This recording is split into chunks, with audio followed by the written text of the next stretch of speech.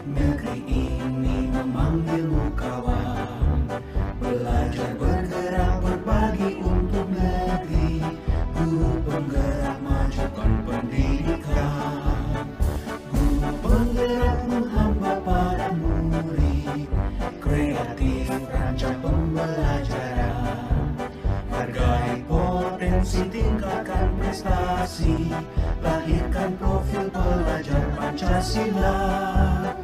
Belajar, bergerak, berbagi untuk negeri, kita menjalin kolaborasi. Belajar, bergerak, berbagi untuk negeri, demi bakti pada Ibu Pertiwi.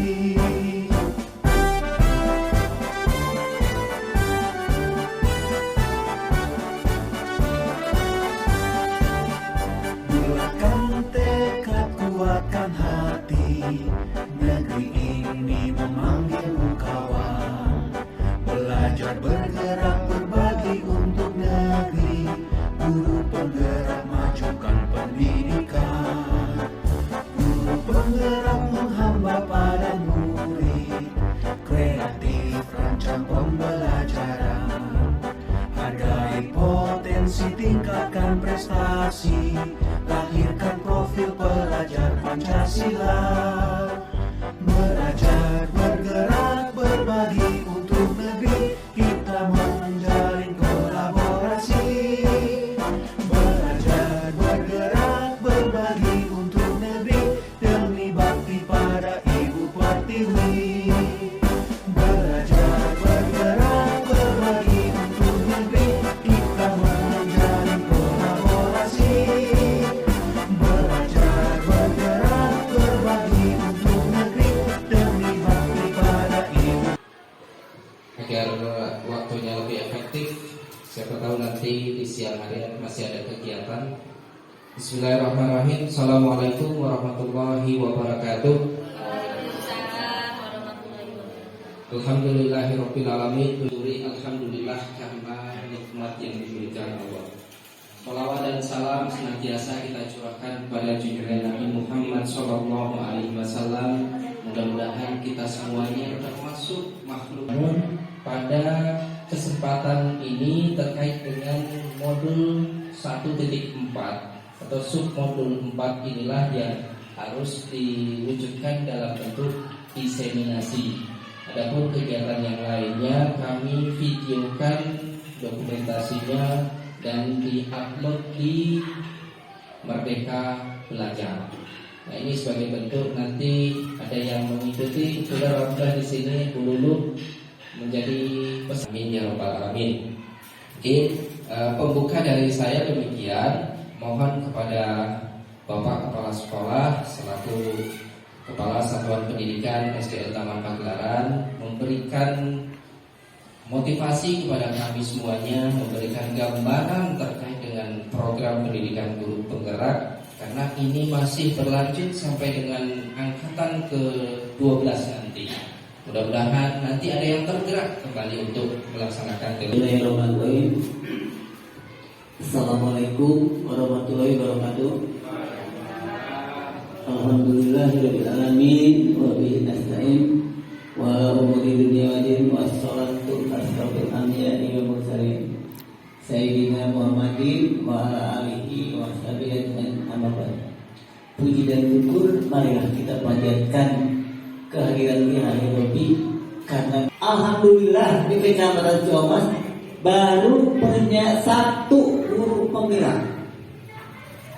Mudah-mudahan berikutnya akan lahir lagi 3, 4 dan kegiatan-kegiatan yang lain. Jadi ini merupakan suatu terobosan pemerintah untuk memajukan pendidikan. Saya sudah beberapa kali mengikuti kegiatan webinar, workshop untuk kegiatan-kegiatan guru penggerak. Sangat jauh berbeda non ASN, jadi tidak perlu ikut guru penggerak.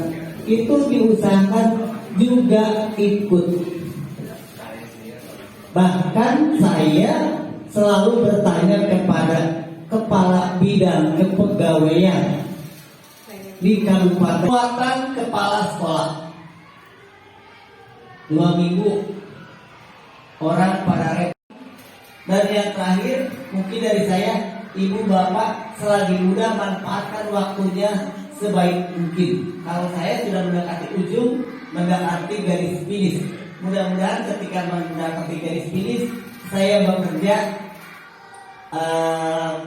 dengan baik dan kemudian diberikan kesehatannya. Kalau untuk materi yang lain, insya Allah, karena saya selalu bergaul dengan teman-teman yang sudah purna bakti.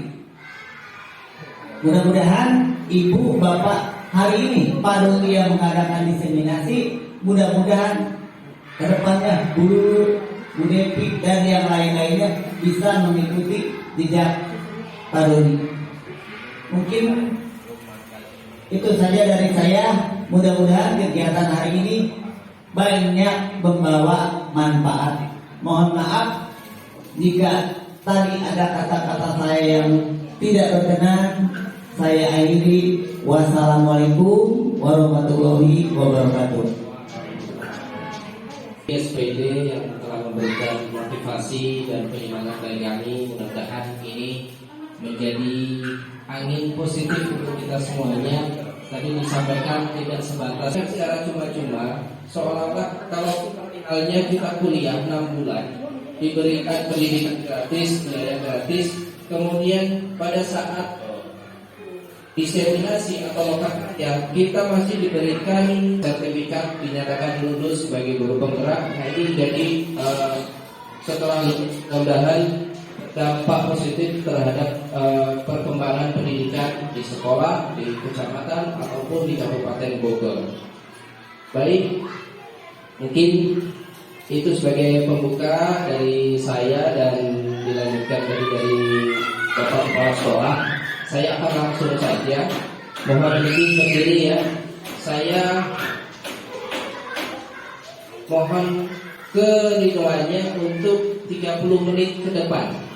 Ya, saya akan menyampaikan informasi sharing apa yang sudah saya lakukan dan akan dilakukan nanti oleh Bapak Ibu sekalian, karena di sini adalah sebagai di sekolah itu bukan hanya individu tapi tim atau kita bisa berkolaborasi. Baik. Lanjutkan disiplin positif di sekolah kita yang tercil.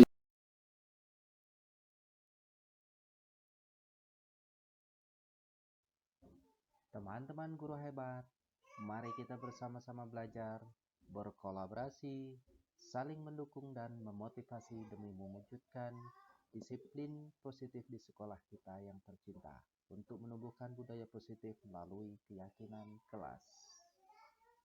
Latar belakang dalam kegiatan aksi nyata ini adalah yang pertama, sesuai dengan filosofis Ki Hajar Dewantara yang diungkapkan bahwa pendidikan adalah usaha sadar dalam menuntun segala kekuatan kodrat yang ada pada anak agar mereka dapat tumbuh dan berkembang sebagai manusia dan anggota masyarakat yang dapat mencapai keselamatan dan kebahagiaan yang setinggi-tingginya.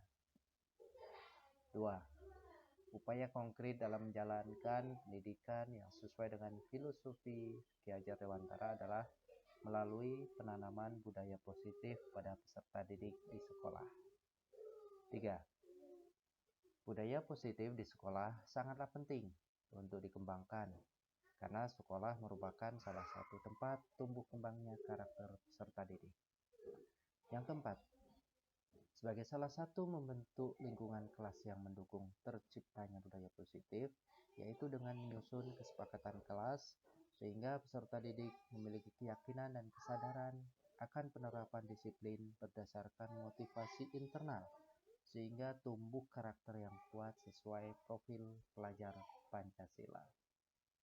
Tujuan dilaksanakan aksi nyata ini adalah sebagai berikut. Yang pertama, mewujudkan budaya positif di sekolah. Yang kedua, menciptakan suasana belajar yang aman, nyaman, dan menyenangkan melalui kesepakatan dan keyakinan kelas. Yang ketiga adalah mewujudkan siswa yang memiliki karakter positif sesuai dengan profil pelajar Pancasila sesuai visi yang telah disusun di sekolah. Tolak ukur yang ingin dicapai ketika melaksanakan aksi nyata ini yang pertama adalah terwujudnya keyakinan kelas yang menjadi kesepakatan bersama. Yang kedua adalah peserta didik dapat mengimplementasikan nilai-nilai profil pelajar Pancasila secara sadar dan kontinu dalam proses pembelajaran yang dilaksanakan di sekolah. Adapun materi yang ingin kami sampaikan pada kesempatan hari ini adalah yang pertama, disiplin positif, yang kedua, motivasi perilaku manusia, yang ketiga, kebutuhan dasar manusia, yang keempat, posisi kontrol seorang guru, yang kelima, keyakinan kelas, dan yang keenam adalah segitiga restitusi. Disiplin positif merupakan salah satu cara penerapan disiplin yang bertujuan untuk menumbuhkan kesadaran serta memperdayakan anak untuk melakukan sesuatu tanpa sogokan, ancaman, maupun hukuman. Nah, disiplin positif ini tentunya kita harapkan muncul dari dalam diri seorang siswa atau murid dengan kesadaran dirinya tanpa adanya paksaan dari orang lain. Disiplin positif memiliki tujuan yaitu menanamkan motivasi intrinsik untuk menjadi seorang yang mereka inginkan dan menghargai diri sendiri dengan nilai-nilai yang mereka percaya. Tentunya sebagai seorang pendidik, tujuan ini dapat menciptakan murid atau anak-anak yang memiliki disiplin diri berdasarkan motivasi intrinsik sehingga mereka berperilaku dengan mengacu pada nilai-nilai kebajikan universal. Dan tentunya ini sejalan dengan nilai kebajikan yang tercantum dalam profil pelajar Pancasila. Bapak Ibu sekalian, nilai-nilai kebajikan yang diharapkan muncul dari peserta didik adalah sebagai berikut, sesuai dengan 6 dimensi profil pelajar Pancasila. Yang pertama adalah beriman, bertakwa kepada Tuhan Yang Maha Esa, dan berakhlak mulia. Yang kedua, berkebinekaan global. Yang ketiga, bergotong royong. Keempat, kreatif. Kelima, bernalar kritis. Dan keenam, mandiri. Adapun penjelasan terkait dengan profil pelajar Pancasila, silakan Bapak Ibu sekalian saksikan video berikut ini.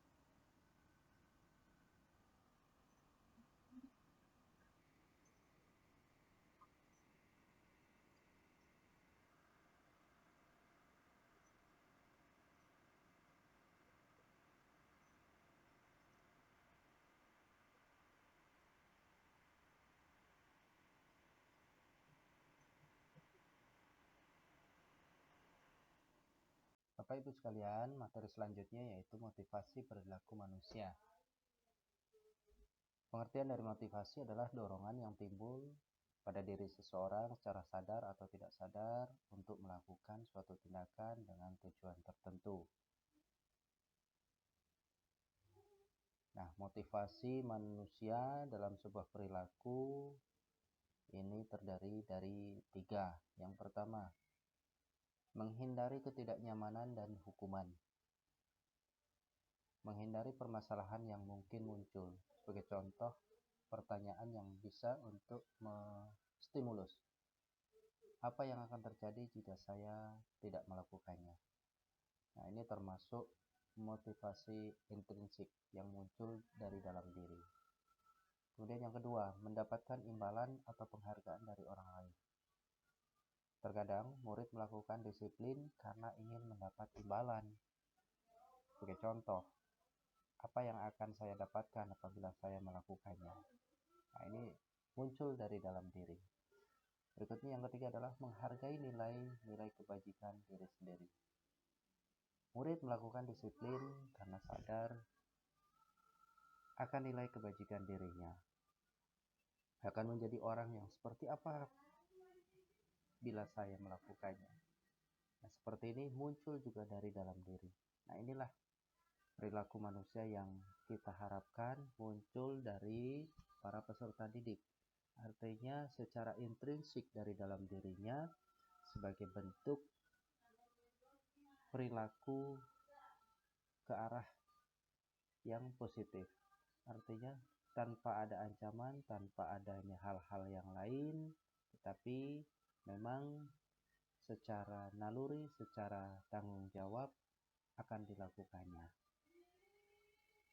Nah, berikutnya akan kami sajikan sebuah konsep disiplin identitas gagal antara hukuman dan penghargaan.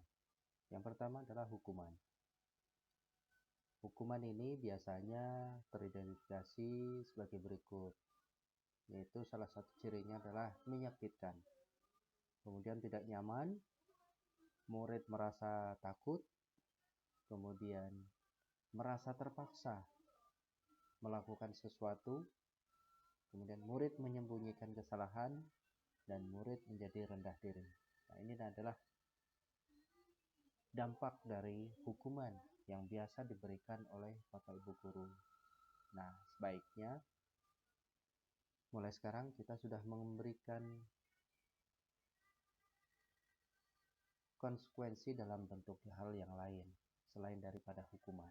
Nanti akan kita bahas pada materi selanjutnya. Berikutnya terkait dengan penghargaan.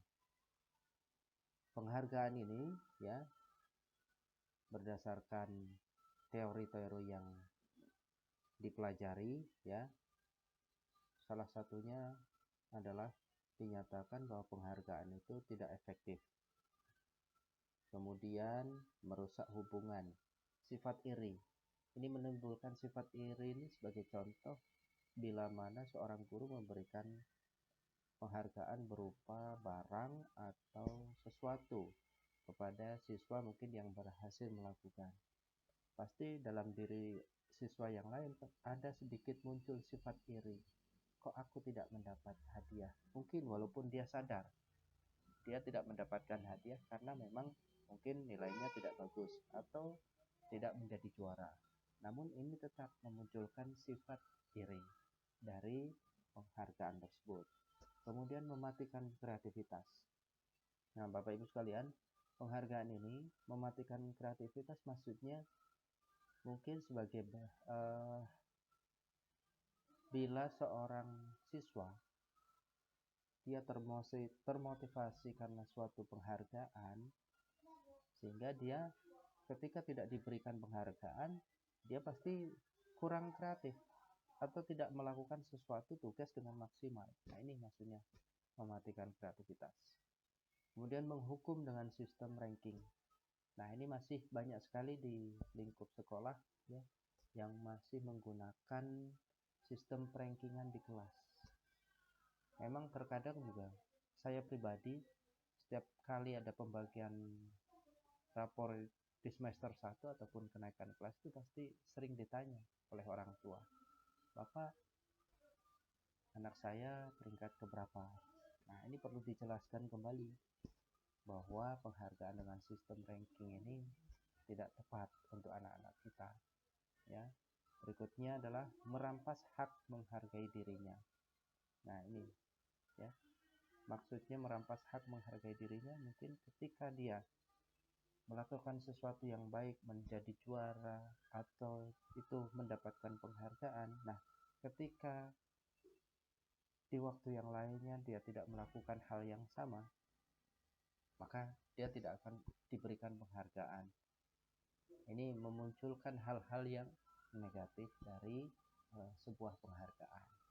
Nah, ini Bapak Ibu sekalian, menurut Alfikon ya, kaitannya dengan penghargaan, saat kita berulang kali menjanjikan hadiah kepada anak-anak agar berperilaku bertanggung jawab, atau kepada seorang murid agar mempelajari sesuatu yang baru, atau kepada seorang karyawan agar melakukan pekerjaan yang berkualitas, kita sedang berasumsi mereka tidak dapat melakukannya atau mereka tidak akan memilih untuk melakukannya. Nah, ini dikatakan seorang ahli.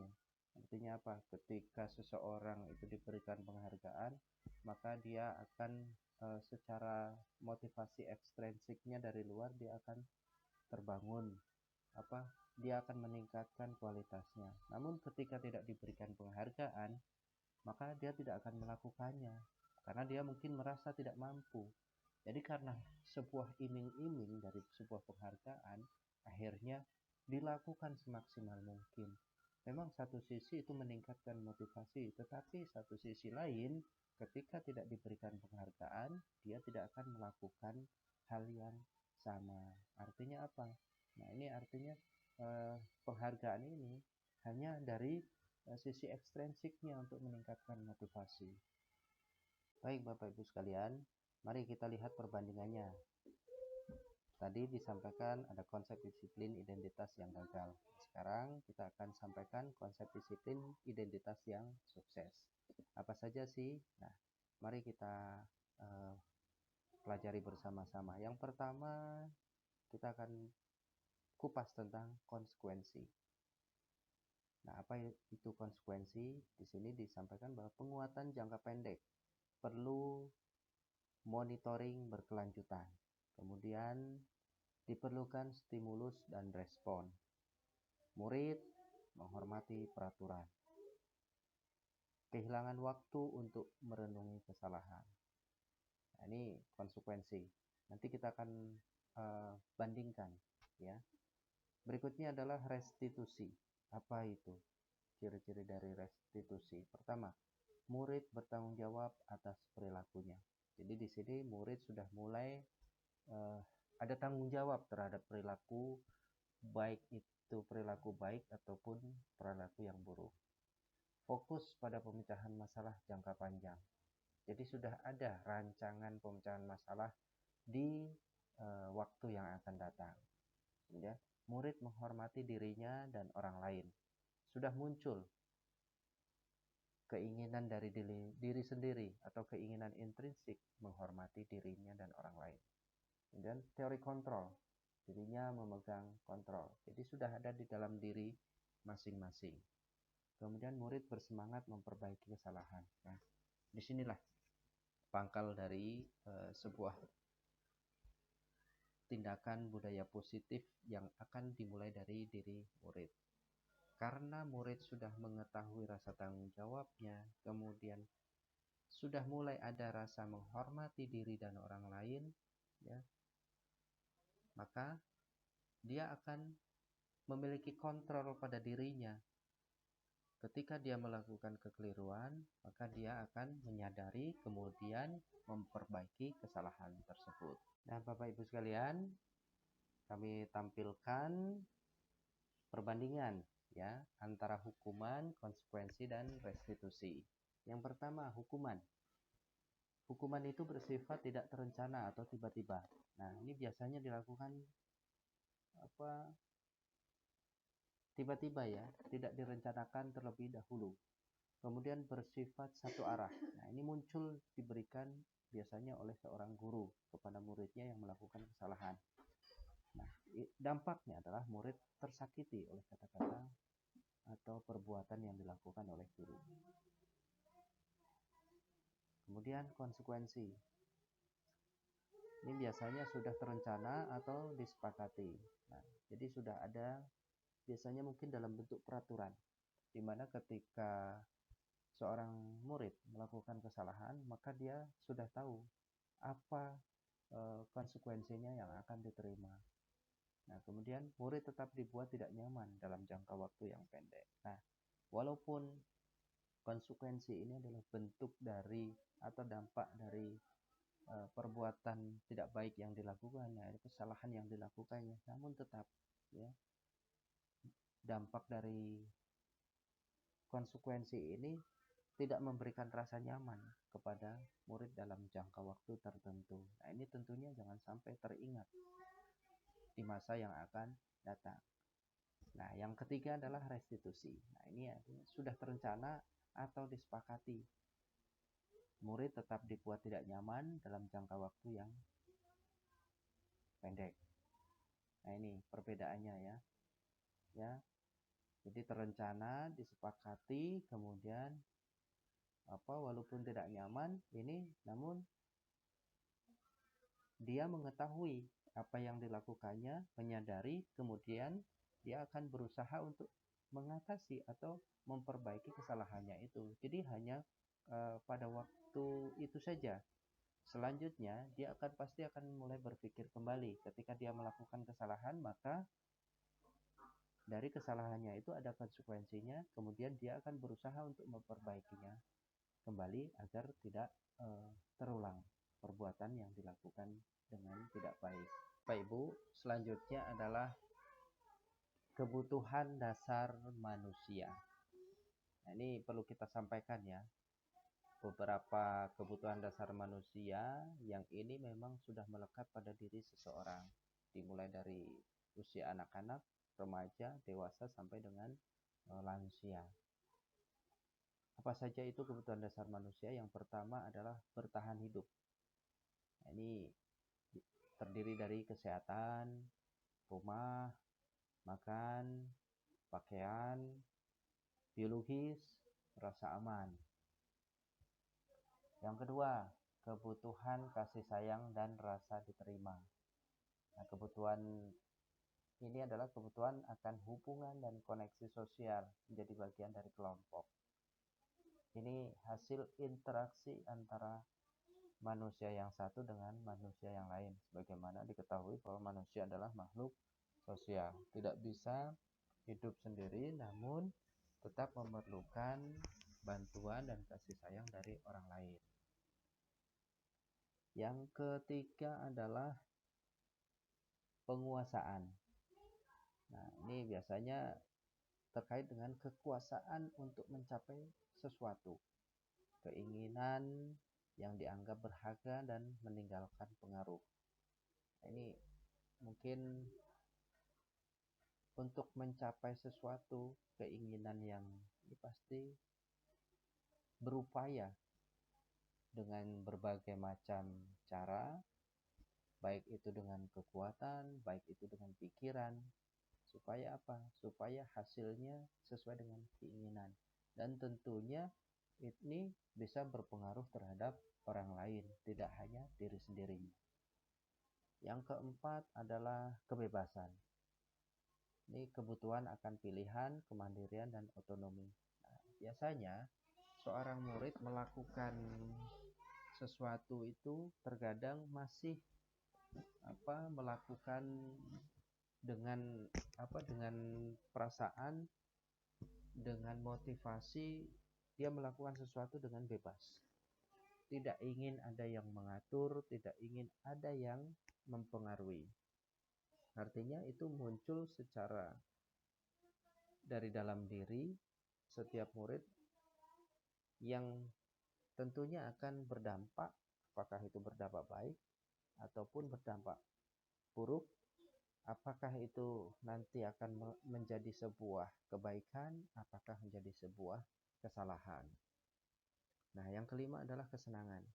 Ini kebutuhan mencari kesenangan, bermain dan tertawa. Nah, Bapak Ibu sekalian, biasanya seorang murid melakukan motivasi kesenangan ini sebagai contoh bisa ditunjukkan ketika anak itu mungkin di kelas berbuat jahil, kemudian suka mengejek, suka mengolok atau apa. Nah, ini biasanya bahkan mungkin dengan guru cuek atau mungkin dengan guru merasa seperti teman, karena ini sebuah motivasi dari dalam dirinya, itu mencari kesenangan hidupnya. Jadi ketika dia bisa melakukan itu, maka dia akan merasa senang. Ketika dia bisa menjahili temannya, maka dia akan senang. Ketika dia bisa mengerjakan tugas dengan baik, dia akan merasa senang. Ketika diberi perhatian oleh guru, diberikan hadiah atau penghargaan, dia pasti akan senang dan tertawa. Nah, Bapak Ibu sekalian, mari kita lanjutkan materi kita, yaitu tentang posisi kontrol guru. Nah, ini disampaikan oleh Diane Gossen dalam bukunya Restitution Retraction School Discipline tahun 98. Posisi kontrol ini dikenal dengan 5 posisi kontrol guru. Yang pertama, guru itu biasanya melakukan atau berposisi sebagai seorang penghukum. Yang kedua itu pembuat rasa bersalah. Yang ketiga sebagai teman. Yang keempat sebagai pemantau. Dan yang kelima sebagai manajer. Nah, untuk lebih jelasnya, mari kita saksikan ilustrasi posisi kontrol guru yang disampaikan oleh tim dari Kemendikbudristek sebagai berikut.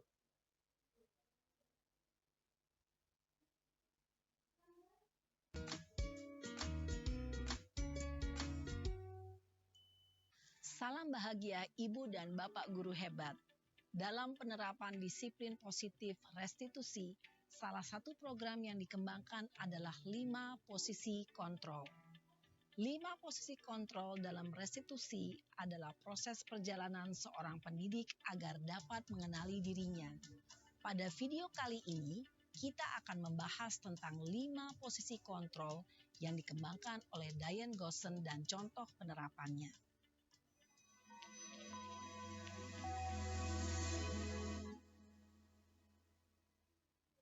Lima posisi kontrol itu adalah 1. Posisi penghukum. 2. Posisi pembuat merasa bersalah. 3. Posisi teman. 4.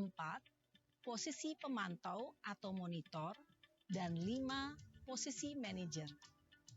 Untuk lebih memahami kelima posisi tersebut, mari kita saksikan kasus Naren yang terlambat hadir 20 menit di sekolah dan melihat bagaimana kelima posisi kontrol dalam menghadapi masalah tersebut.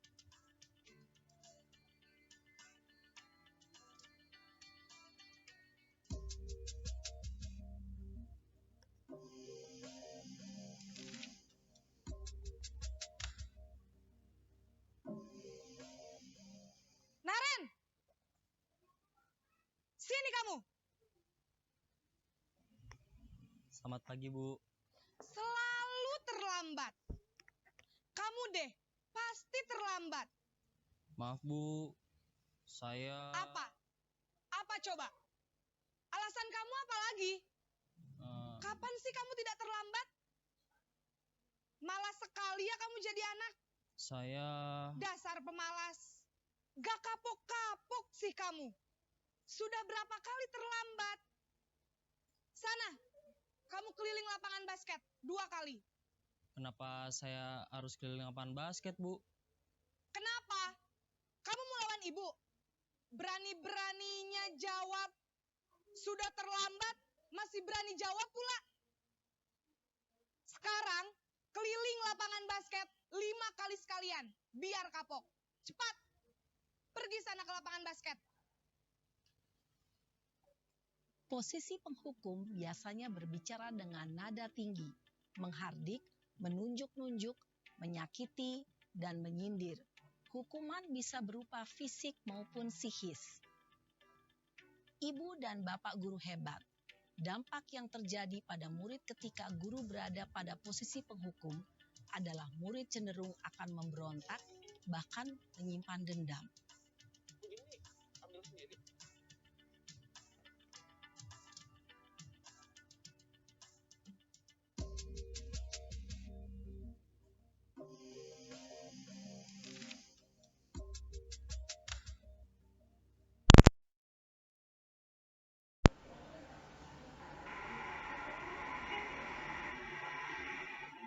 Selamat pagi, Bu.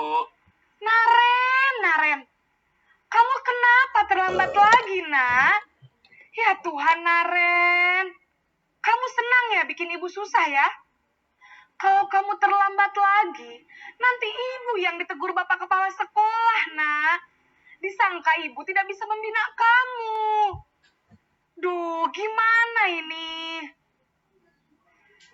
Maaf, Bu. Duh, Gusti Naren. Kamu suka ya kalau ibu ditegur bapak kepala sekolah? Terus, sekarang ibu harus tulis apa ini di buku absen? Ini kamu sudah sering terlambat loh. Ibu harus apa coba? Maaf, Bu. Maaf sekali. Ya sudah, lain kali jangan bikin ibu susah lagi ya, nak ya. Ibu tidak akan kuat lagi kalau kamu begini terus. Bisa jantungan kalau ibu ditegur bapak kepala sekolah. Sana cepat ke kelas. Maaf ya, Bu. Maaf sekali. Posisi pembuat rasa bersalah berbicara dengan nada tenang, cenderung lembut. Namun kata-kata yang diutarakan membuat murid merasa menjadi orang yang gagal. Memandang buruk dirinya sendiri, merasa tidak berharga, dan tidak sanggup membahagiakan orang lain. Ketika guru mengambil posisi pembuat rasa bersalah, murid akan menganggap dirinya yang bersalah dan ia akan menyimpan emosi negatif tersebut di dalam dirinya.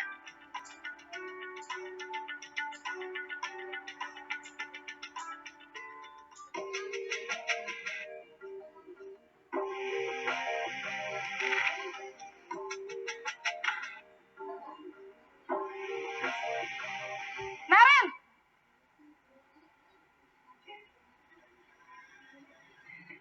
Selamat pagi, Bu. Wah, sudah jam berapa ini, Nak? Terlambat lagi ya, sayang. Iya, Bu. Habis ibu saya lupa bangunkan saya, Bu. Kamu malah menyalahkan ibu kamu. Kamu bukannya anak yang larinya paling kencang. Kok terlambat sih? Iya, Bu. Saya memang terlambat bangun tadi. Jadi, biarpun saya lari kencang, tetap gak kekejar, Bu. Ya sudah sana. Nanti lain kali larinya lebih kencang lagi ya. Biar gak terlambat lagi. Bikin seneng ibu. Demi ibu. Bisa kan? Bisa lah, Bu. Ya sudah sana masuk kelas. Ibu beresin urusan absen kamu. Kamu ini ada-ada saja. Dalam posisi teman, guru berbicara dengan nada suara ramah, akrab, cenderung bersenda gurau untuk menjaga suasana tetap santai. Murid akan merasa senang, aman, dan akrab dengan guru. Identitas yang tercipta adalah identitas sukses atau berhasil. Namun, perlu diingat, karena ini masih dorongan eksternal, maka ada faktor ketergantungan dari murid kepada orang tertentu. Di sini, guru absennya, sehingga di lain waktu, murid bisa berperilaku baik, namun hanya kepada orang-orang tertentu saja.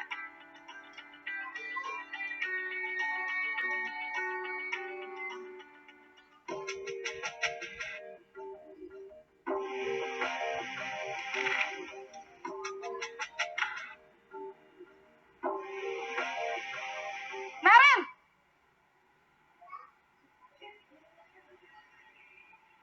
Selamat pagi, Bu. Naren, apa peraturan sekolah kita tentang jam berapa kita harus masuk sekolah, Nak? Kita harus di sekolah jam 7, Bu. Iya, betul. Sekarang sudah jam 7.20. Naren sudah tahu konsekuensinya jika terlambat hadir.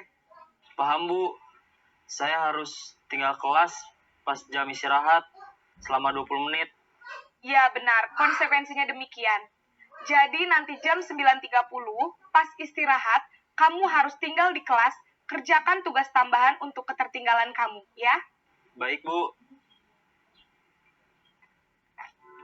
Posisi pemantau mengandalkan penghitungan atau data untuk mengontrol murid.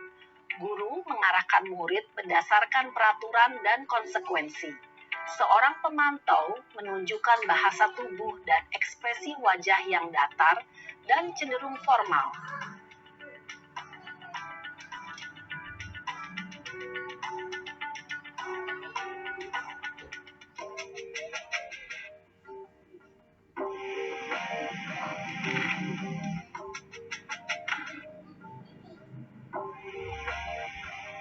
Naren!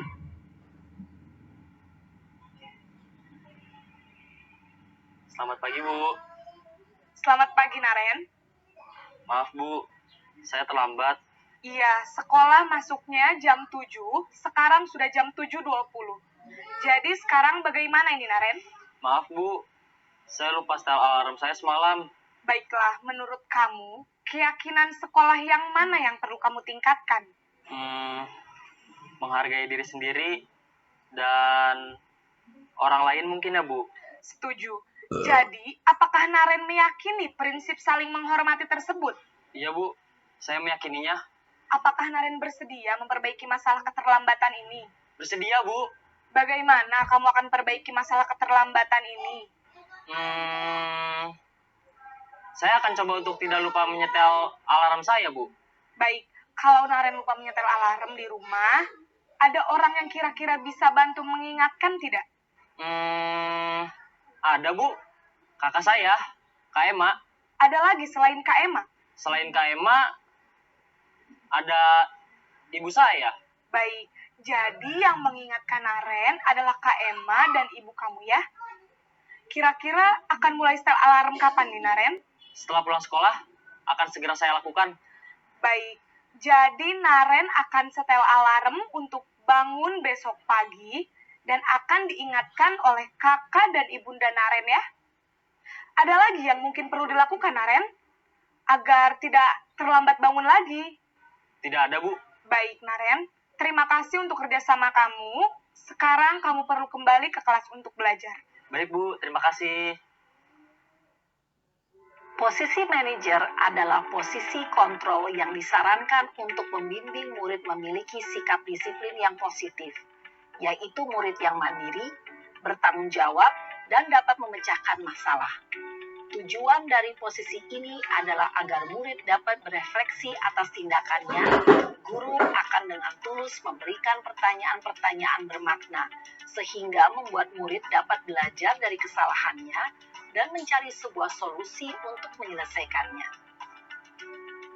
Ibu dan Bapak guru hebat, setelah mengamati adegan kelima posisi kontrol tadi, kira-kira posisi mana yang paling ideal? Posisi mana yang dapat menunjang motivasi intrinsik murid? Ya, tentu posisi manajer. Posisi ini memang posisi ideal yang ingin dituju setiap pendidik. Pada posisi inilah, guru dapat menerapkan disiplin positif yang berpihak pada murid, yang memerdekakan murid. Perjalanan seorang pendidik tentunya tidak mudah untuk sampai pada posisi seorang manajer. Namun, tujuan kita pasti, yaitu menciptakan murid-murid yang mandiri, merdeka, dan bertanggung jawab. Semoga penggambaran 5 posisi kontrol yang telah diperlihatkan ini dapat menjadi ajang refleksi bagi kita semua, agar dapat terus mengasah dan menerapkan disiplin positif yang memerdekakan murid. Mari terus berlatih dan bersemangat. Selamat menerapkan. Salam dan bahagia, Ibu dan Bapak guru hebat. Penerapan 5 posisi kontrol seorang guru seperti ilustrasi yang ada di dalam video biasanya bisa kita jabarkan sebagai berikut. Beberapa pertanyaan yang bisa atau pernyataan yang bisa dilakukan oleh seorang guru. Sebagai contoh, guru seorang penghukum. Dia akan mengatakan, patuhi aturan sekolah lalu berdiri di depan. Nah, ini kan ini bentuk pernyataan atau perintah yang harus dilakukan oleh seorang murid karena sebuah kesalahan yang dilakukannya. Nah, kemudian kalau pembuat rasa bersalah, berapa kali ibu harus memberitahu kamu, ibu kecewa deh sama kamu. Ini bentuk, jadi membuat seorang siswa itu merasa bersalah terhadap apa yang dilakukannya, supaya dia tidak melakukan hal yang sama di kemudian hari. Kalau posisi sebagai seorang teman, ayolah yang tertib, buat bu guru bangga. Kali ini tidak apa-apa kamu salah.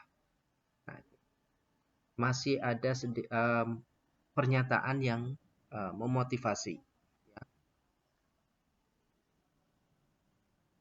Kemudian pada posisi guru seorang pemantau, ini mungkin akan lebih ada peningkatan. Ya, kamu sudah melanggar. Apa peraturan dan konsekuensinya? Jadi seorang murid yang melanggar, dia ditanya apa peraturan yang sudah dilanggarnya, kemudian apa konsekuensinya. Berarti seorang murid itu sebenarnya sudah tahu peraturannya apa, kemudian ketika melakukan kesalahan, melakukan pelanggaran dari aturan, maka dia tahu juga konsekuensinya. Nah, posisi kelima, seorang manajer, ini posisi yang tadi dikatakan sebuah posisi yang ideal bagi seorang guru, maka seorang guru akan menyampaikan, apakah kamu tahu kesalahanmu? Kira-kira bagaimana kamu akan memperbaiki kesalahan ini? Nah, jadi selain murid ditanya kesalahannya, tentunya dengan nanti konsekuensinya ada, tetapi murid juga diajak untuk mengetahui dari kesalahan itu, kemudian bisa memperbaiki kesalahannya ini tanpa adanya terpaksaan ataupun rasa ancaman. Nah, artinya kemauan dari dalam dirinya, kemampuan intrinsik. Nah, inilah yang diharapkan ke depan, bahwa seorang guru itu memiliki keterampilan bagi seorang manajer di dalam kelas, manajer di sekolah. Ini yang harapan ke depannya. Memang untuk melalui atau menjadi seorang posisinya seorang manajer ini perlu proses, ya. Namun yang jelas sebuah proses itu akan berarti ketika selalu dicoba. Selama itu tidak dilakukan, maka tidak akan pernah sampai guru tersebut pada posisi manajer. Jadi dengan dilakukan secara kontinu, melakukan refleksi, melakukan pemantauan secara berulang, ini posisi manajer ini pasti akan dilaluinya. Baik Bapak Ibu, kita akan mulai lagi dengan materi keyakinan kelas. Apa itu keyakinan kelas? Nanti secara sederhana akan kita tampilkan. Nah, keyakinan kelas ini biasanya lebih abstrak dari peraturan, ya. Kemudian berupa pernyataan universal sesuai dengan kondisi kelas agar mudah diterapkan. Jadi menyesuaikan.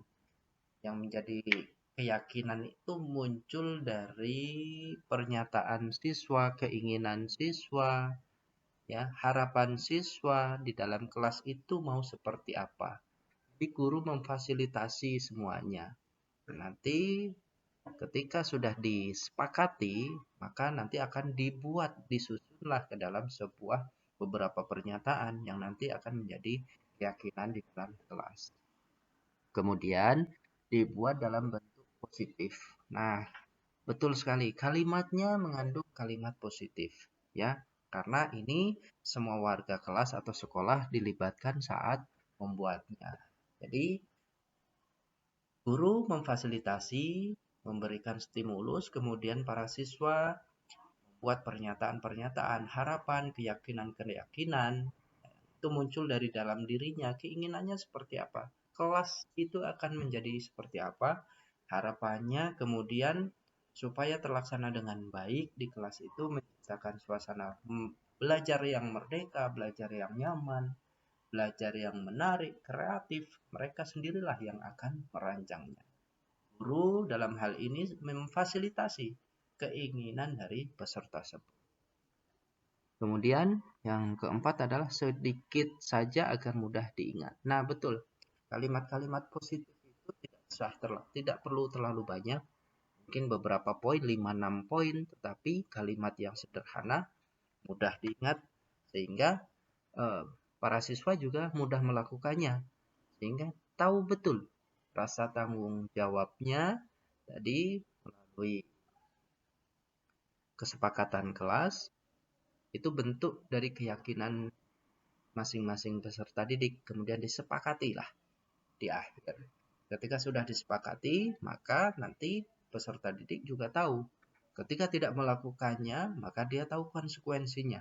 Kemudian berusaha untuk memperbaiki kesalahan tersebut. Sekarang mari kita sama-sama perhatikan cara penyusunan keyakinan kelas, dimulai dari hasilnya akan seperti apa. Silakan Bapak Ibu perhatikan, ya.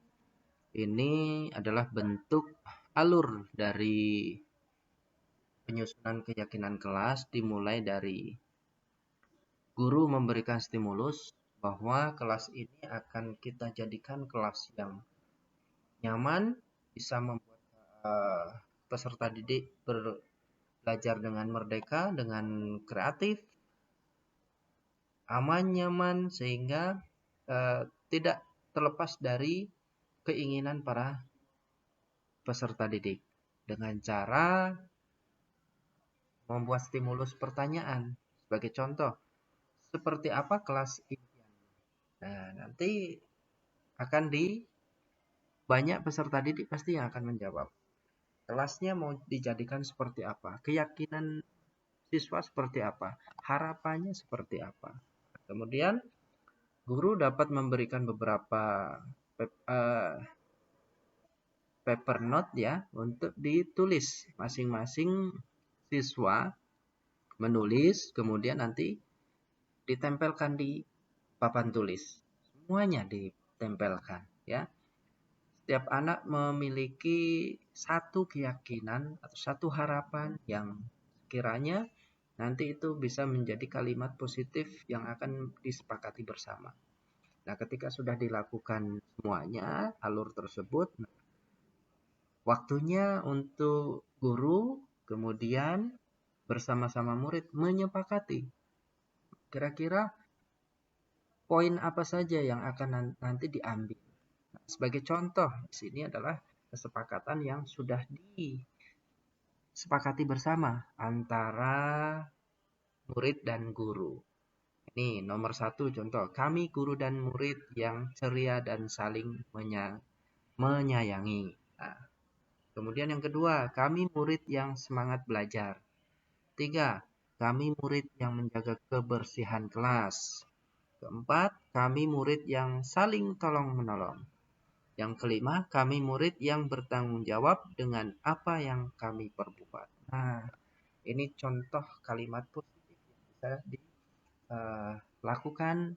Kemudian dari keyakinan tersebut kita sepakati menjadi sebuah kesepakatan kelas.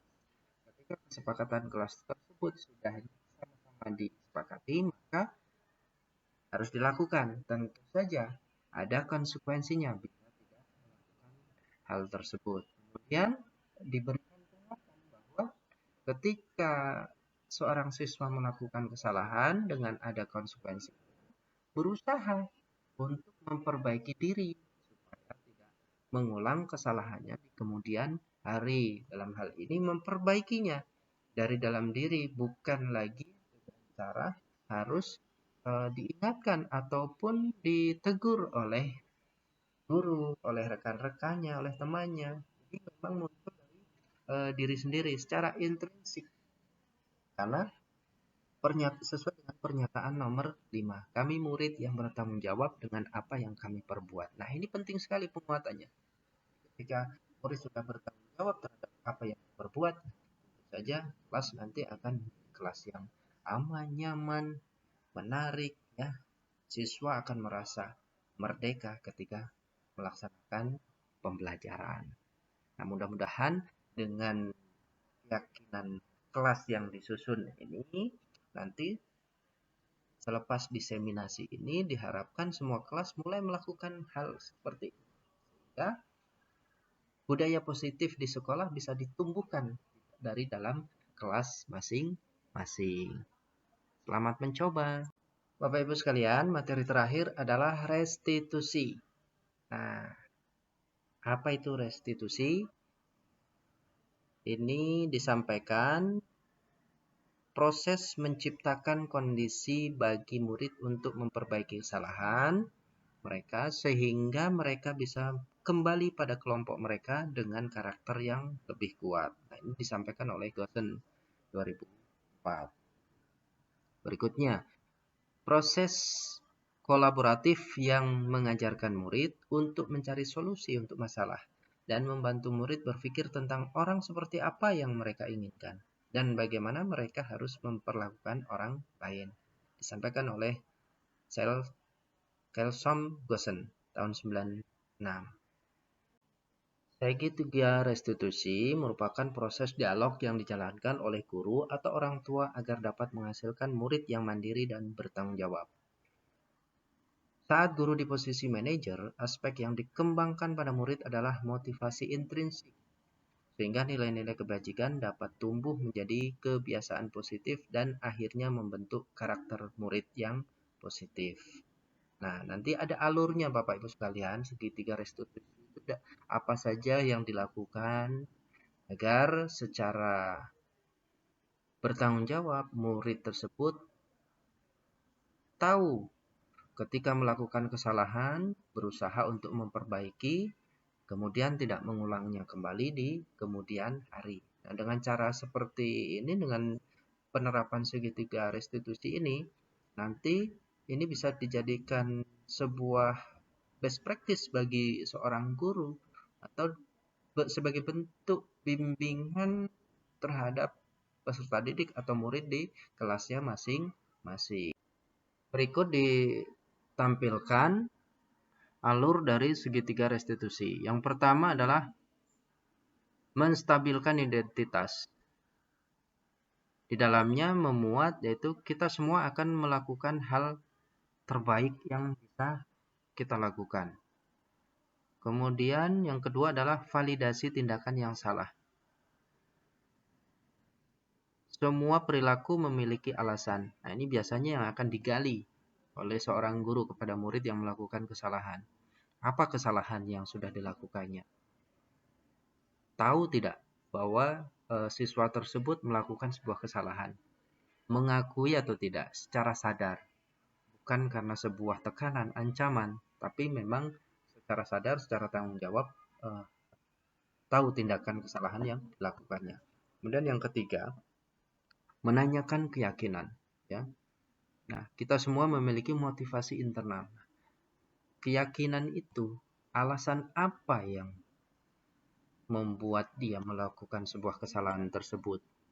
Nah, sehingga ketika seorang guru sudah menerapkan atau sudah melakukan penerapan segitiga restitusi ini, nanti secara intrinsik ya, murid tersebut diberikan penguatan oleh seorang guru bahwa dengan hal-hal yang tidak baik yang sudah dilakukannya, kesalahan yang dilakukannya, dia menyadari bahwa dia melakukan kesalahan, kemudian berusaha untuk memperbaikinya di kemudian hari dan tidak mengulangnya kembali kesalahan tersebut di lain waktu. Nah, ketika seorang guru sudah berhasil melaksanakan penerapan segitiga restitusi tersebut terhadap siswa yang melakukan kesalahan, maka ini dianggap sebuah posisi yang ideal sekali bagi seorang guru untuk melakukan atau melaksanakan bimbingan. Nah, hasilnya tentu yang kita harapkan, semua peserta didik dapat melaksanakan budaya positif di sekolah masing-masing yang diterapkan oleh Bapak Ibu guru masing-masing juga tentunya ya. Nah, mari kita sama-sama kita coba, kita latih, kemudian kita refleksi, kita pantau bersama-sama. Nanti keberhasilan itu tidak semudah membalikkan telapak tangan, tetapi tentunya perlu proses, ya, perlu berkali-kali melakukan agar tindakan yang kita lakukan untuk mengarah kepada budaya positif ini dapat berhasil, kemudian menjadi sebuah budaya positif di lingkungan sekolah. Bapak Ibu sekalian, yang harus diperhatikan saat menerapkan segitiga restitusi antara lain adalah yang pertama, perilaku yang salah harus dikaitkan dengan nilai-nilai keyakinan-keyakinan yang telah disepakati atau dituju. Yang kedua, kesediaan orang yang melakukan kesalahan untuk memperbaiki masalah. Yang ketiga, pemecahan masalah sebisa mungkin relevan dengan atau memiliki hubungan dengan masalah yang ada. Yang keempat, perlu adanya suatu usaha perbaikan dari pihak yang membuat kesalahan. Yang terakhir, yang kelima, perlu didedikasikan waktu dari pihak yang berbuat kesalahan. Tanyakan kapan akan mulai diberlakukan usaha untuk memperbaiki kesalahan. Nah, Bapak Ibu, ini adalah terakhir dari penerapan segitiga restitusi. Tadi ilustrasinya juga sudah disaksikan secara bersama, contohnya seperti apa, ya. Jadi kita sebagai guru idealnya melakukan atau berposisi kontrol sebagai seorang manajer, maka harus memberikan keyakinan-keyakinan kepada peserta didik, kesalahan apa yang dilakukannya, mengapa melakukan kesalahan, kemudian bagaimana cara memperbaiki kesalahan tersebut, kapan akan mulai dilakukan untuk memperbaiki kesalahan tersebut, memulainya kapan, memperbaikinya. Kemudian ada komitmen ya, bahwa kesalahan itu tidak untuk diulangi ya, sehingga timbul dari dalam dirinya, dalam diri pribadinya secara intrinsik perilaku yang bertanggung jawab, menunjukkan budaya positif yang dilakukan di kelas, di sekolah, di lingkungan keluarga ataupun di lingkungan masyarakat. Ya. Nah, berhasilnya ini ketika peserta didik secara sadar diri melakukan hal-hal yang positif. Kemudian menghindari perilaku yang bisa menimbulkan diri permasalahan ataupun menimbulkan kerugian terhadap orang lain. Mari Bapak Ibu sekalian, sebagai bentuk restitusi diri, mari kita sama-sama ya, bahwa dalam restitusi diri murid belajar untuk mengubah kebiasaan dari kecenderungan untuk mengomentari orang lain menjadi mengomentari diri sendiri. Nah, ini disampaikan oleh Dr. William Glaser. Ya, orang yang bahagia akan mengevaluasi diri sendiri. Orang yang tidak bahagia akan mengevaluasi orang lain.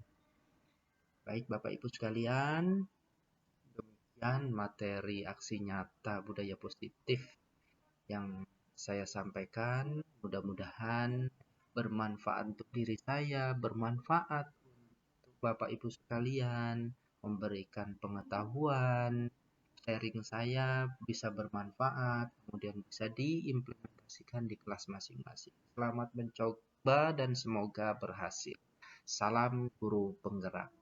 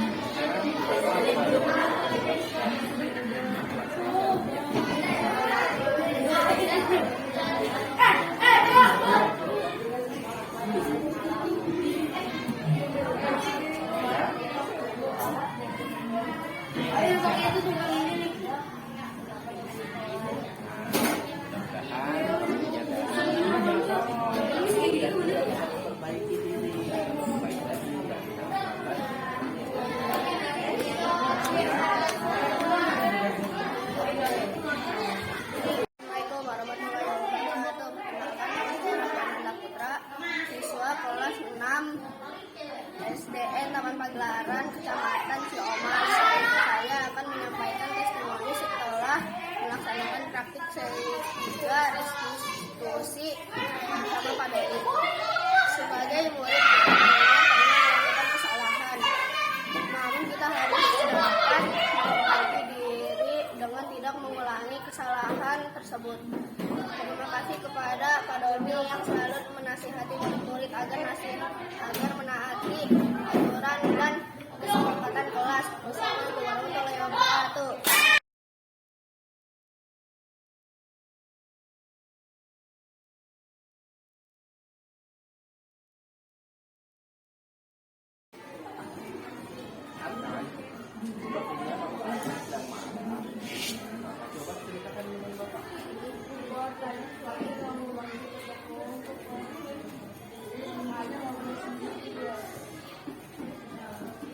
Kita melakukan kesalahan dalam sebuah pembiasaan yang manusiawi, mempertahankan diri itu hal yang penting bagi kita. Tapi pasti ada hal yang lebih efektif yang bisa masih lagi-lagi dengan sekolah yang kita susun awal apa coba kita minta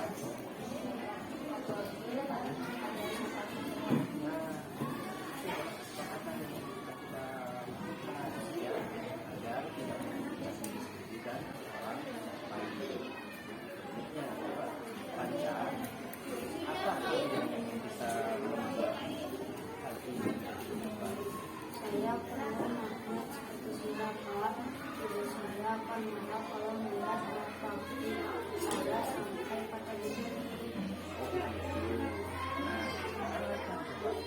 Apa yang bisa kamu lakukan menggantikan kebaikan?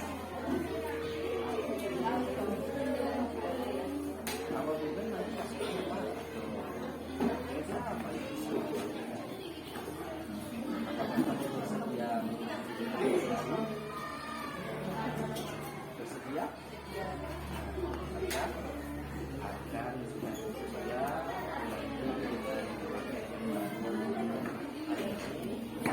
kita kembali lagi ya dalam pembelajaran itu diskusi agama yang baik.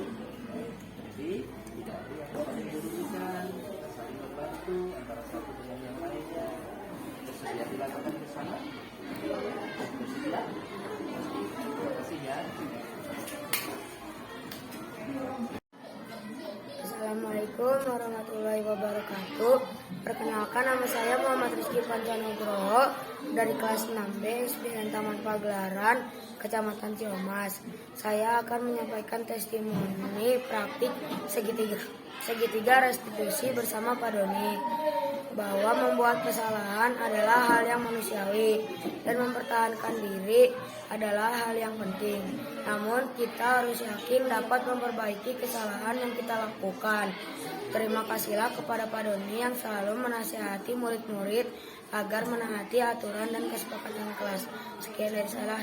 Wassalamualaikum warahmatullahi wabarakatuh.